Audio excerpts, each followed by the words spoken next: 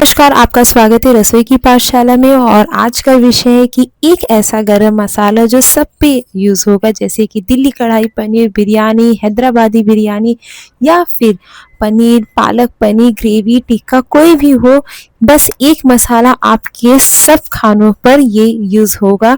इसको बनाएंगे बहुत ही आसानी तरीके से और जानेंगे कौन से मसाले इसमें गए हैं जो आपको कोई और दूसरा मसाला खरीदने की ज़रूरत ही नहीं पड़ेगी। और कितने ग्राम तक इस हर एक मसाले को लेने का वो भी मैं इसमें बताऊंगी। तो चलिए देखते हैं इसे कैसे बनाते हैं। अगर आप मेरे वीडियो पर नए हैं और अभी तक सब्सक्राइब नहीं किया है तो प्लीज़ जाइए कीजिए लाइक शेयर और सब्सक्राइब, और मुझे साथ में कमेंट सेशन में ये भी बताएं कि आप मेरा वीडियो किस राज्य और शहर से देख रहे हैं, क्योंकि मुझे जान के काफ़ी खुशी होगी। और सब्सक्राइब करते करते साथ में बेल आइकन को भी प्रेस कर दीजिए, इससे आपको मेरी आने वाली हर वीडियो की नोटिफिकेशन मिलती रहेगी।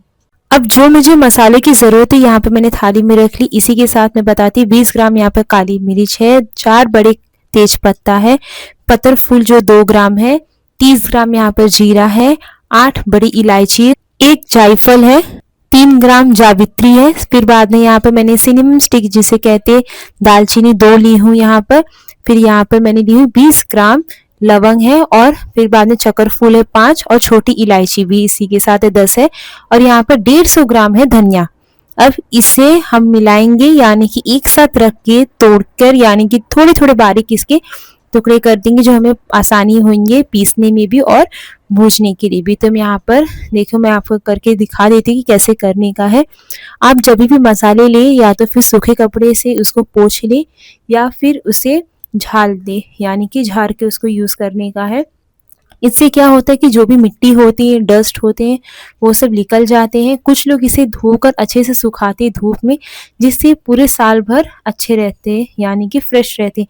ऐसे इसलिए होता है क्योंकि ना जाने कहाँ से ट्रैवल करके आते हैं, बहुत लंबी दूर से आते हैं, ये सारी चीज़ें पैकेजिंग में होते हैं, और जिसकी वजह से इसमें धूल वूल लग जाते हैं। तो हम इसको ऐसे तो नहीं खा सकते हैं, तो इसलिए हमेशा साफ़ सुथरा चीज़ के ही हमें इस्तेमाल करनी चाहिए। अब जितने भी मसाले मैंने यहाँ पर एक साथ रख दी हूँ, अब इसे मिक्स करके हम इसको जाएंगे पहले ड्राई रोस्ट करेंगे। घर पर ही मसाले बनाने का, बाहर से कभी नहीं खरीदने, क्योंकि बाहर तो इतने केमिकल होते हैं, बाप रे इतने ज़्यादा लोग डाल देते हैं कि लेड तक मिल जाती है, यानी कि बहुत सारे चांसेस होते हैं कि हमारे स्वास्थ्य में हानिकारक हो। इतना पैसा भरने पर भी अगर हमें अच्छी चीज़ें नहीं मिली तो क्या फ़ायदा खरीद के। इससे अच्छा घर पर ही बनाएं और सेफ रहेगा, आपको पता रहेगा कि आप क्या डाल रहे हो, क्या नहीं डाल रहे। और ये जो मसाले मैं आपको बता रही हूँ ना, बहुत ही माइल्ड है, तेज बिल्कुल भी नहीं है। हर चीज़ के साथ ये जाएगा, चाहे वो पनीर हो, बिरयानी हो, हैदराबादी बिरयानी, दिल्ली कढ़ाई पनीर हो, टिक्का पनीर हो, पालक पनीर हो, जो भी कोई भी सब्जी, ये सबके साथ जाएगा। तो चलिए देखते हैं, इसे ड्राई रोस्ट करते हैं।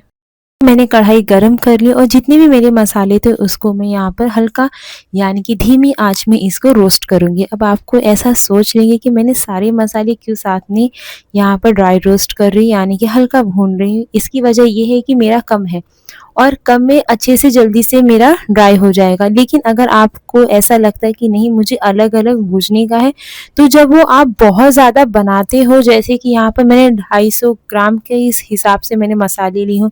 250 ग्राम सिर्फ खाली आपका धनिया है, 40 ग्राम आपका सिर्फ खाली काली मिर्च है, अलग अलग बहुत ज़्यादा हैं। जो साल भर के लिए बनाना रहता है तो उसके लिए आप हमेशा अलग अलग करके ड्राई रोस्ट करेंगे, तो वो आपको आसानी होगी। तो जैसे तो मेरा कम है ही, उसके हिसाब से मैं यहाँ पर कर रही हूँ।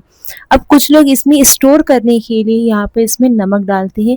नमक नहीं डालने का, क्योंकि नमक में खुद में एक नमी होती है, अगर नमक डाल देंगे तो वो आ जाएगा मॉइस्चर।